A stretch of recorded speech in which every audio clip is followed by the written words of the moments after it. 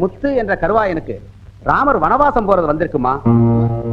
ஓடி போனாரும் தேடி வரும், குடியிருப்போரால் குடும்பத்துக்காகாது, கேடு சூழ் ஊழ்வனை உறுத்துவதால் போக வேண்டும் வனவாசமே. என்ன என்னமா இது? என்னமா இது?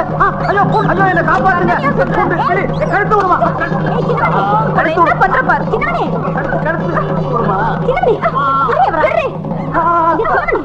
எங்க அண்ணனே வனவாசம் போகணுங்கிற என்ன பண்ற பாரு.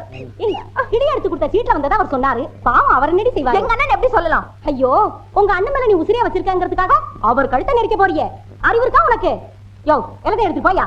நீ வாடி.